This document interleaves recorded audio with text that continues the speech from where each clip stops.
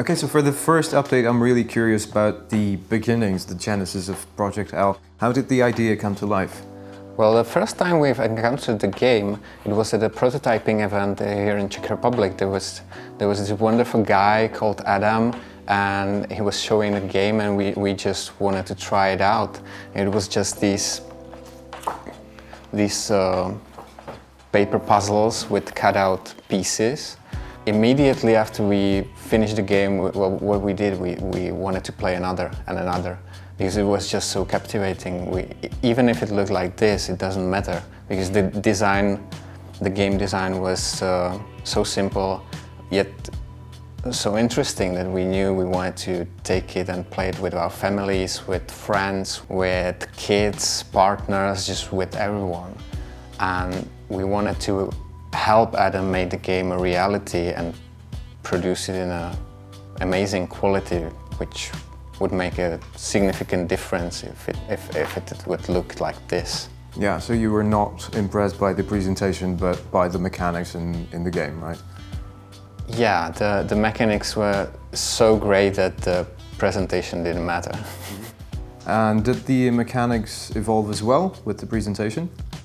Yeah, parts of it. The core of the game, the core gameplay stayed the same, but we had to balance the puzzles a bit and also for example, beginning of the game, where we found out that the first action from the 3 possible actions that you have on your turn, everyone takes a small piece, because they kind of have to. So we added the piece as a setup. And then we found out that the second thing that people go for is to get this little other piece. So we put this into the setup as well. So you start with it and then the choices come. When you have something to play with, you actually think about what puzzles you can do. You want to get more pieces and the strategy just comes alive after these 2 steps.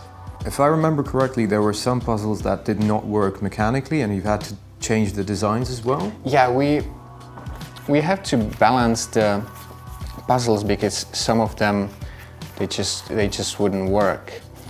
For example, this one, we wouldn't be able to produce it as a recessed board because it has this island in the middle, and if you would cut it out, it would just fall off and the whole thing would be an empty space. So we tweaked it a bit like this.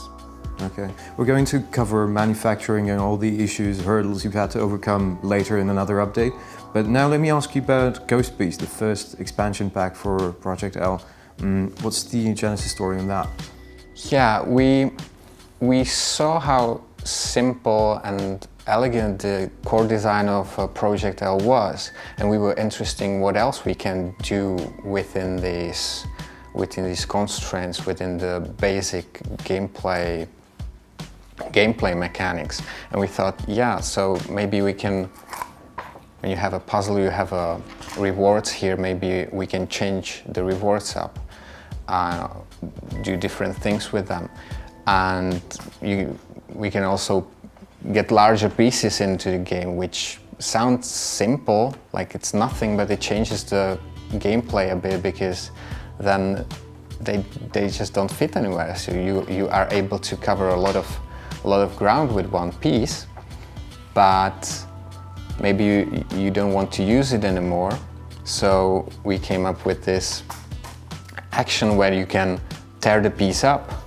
So you can see that it's kind of created by these 2 little shapes. So you can take this ghost piece, tear it up and place those remaining pieces wherever you want. So this expansion basically adds more depth and more possibilities into what you can do within the scope of the game.